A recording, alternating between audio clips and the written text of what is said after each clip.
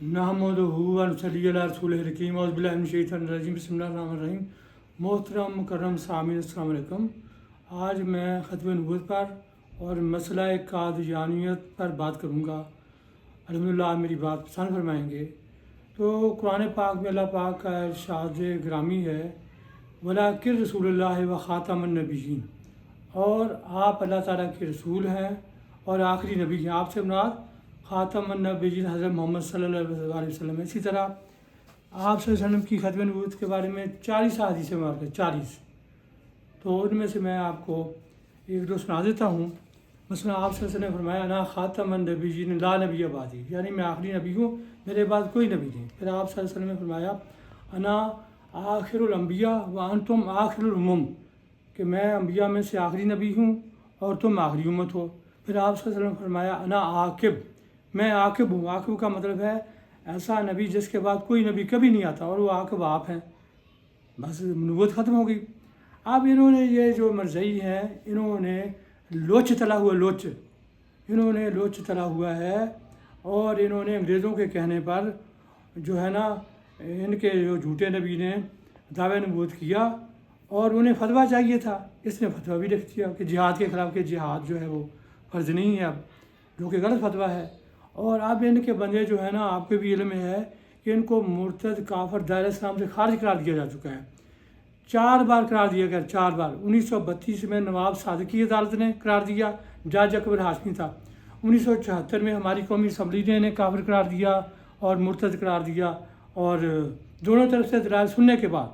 और इसी तरह आपको पता, जब उनका खलीफा वो दे रहा था, खलीफा क्या है, झूठा है, दलाइल दे रहा था ना, ऊपर अल्लाह पाक ने चिड़ियाँ बिठा दी थी, उसके ऊपर उसकी ऊपर बीठें कर रही थी, बीठें अपनी। उसने 3 जगह बदली थी ना, जहाँ भी बदलता था उसको बीठें आती, अल्लाह पाक की तरफ से लानत थी। ठीक हो गया जी। फिर ये 1984 में खुद हमारी सुप्रीम कोर्ट में गए थे। सुप्रीम कोर्ट के जज थे ईमानदार, कहते थे कि हमें हमारे हकूक़ दो।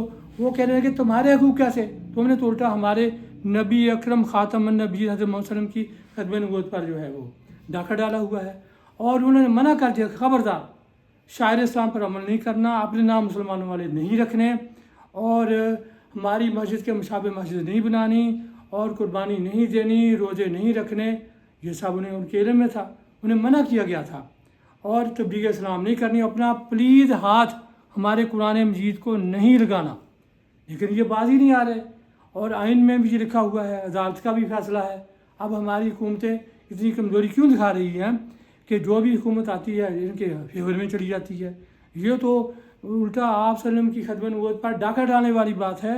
और ये मैं बात अपने इल्म की रोशनी में कह रहा हूँ, फ़िक़्ह इस्लामी की रोशनी में कह रहा हूँ कि ऐसे लोगों का, मरज़इयों का, कादियानियों का साथ देना भी खुद मुर्तद बनने वाली बात है।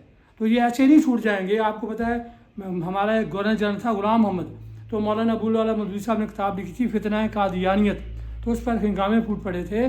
तो वो जब हंगामे फूट पड़े, वो शाम को पूछता था कि कहाँ कहाँ अमन हुआ है, तो उसके अफसरान बताते थे कि फ़लाँ जगह अमन हो गया। फिर वो कहता था कि ये ना मुझे बताओ कि कहाँ अमन हुआ, ये मुझे बताओ कि मुसले कितने फटकाए। मुसले वो तंज़र मुसलमानों को कहता था, हालांकि वो भी मुसलमान था। वो कैसा मुसलमान? हमारे गवर्नर जनरल मलिक ग़ुलाम मोहम्मद की जब मौत वाक़ हुई ना, तो इंतहाई जो है ना मुश्किल हालात में हुई थी, और मैं बयान नहीं कर सकता कि कैसे हुई है। और फिर उसको गोरा कब्रिस्तान में दफन कर दिया कराची में। उसने वसीयत की थी कि मुझे यहाँ से निकाल कर ना वहाँ दफन किया जाए, अपना सऊदी अरब में। तो जब उसकी लाश निकालने लगे ना, तो सांप मुसल्लत था उसकी लाश के इर्द-गिर्द। उस सांप को मारने की कोशिश की, उस पर कोई गोली ने असर ना किया, अद्वियात ने असर ना किया, फिर उसको वहीं छोड़ दिया गया। और इसी तरह ये मैं आपको बताऊँ कि ये जो बाज नहीं आ रहे हैं, खुद शरारतें करते हैं। जब इन्हें काफिर करार दिया जा चुका है, फिर जो क्यों तबलीग करते हैं, ये हमारी हुकूमतों की कमज़ोरी है।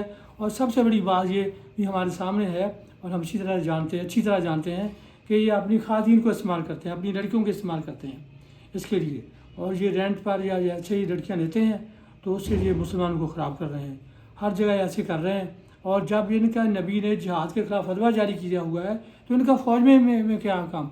मेरा हुकूमत से मुतालबा है कि फ़ौरी इन पर एक्शन लिया जाए और इनको शायर इस्लाम से मना किया जाए। सबसे पहले ये इनको मना किया जाए कि ये मुसलमानों वाले नाम ना रखें, क्योंकि मुसलमानों वाले नाम रख कर ये हमें धोखा देते हैं, हमें पता नहीं चलता कि ये मरज़ई है या मुसलमान है। Thank you very much. اللہ حافظ.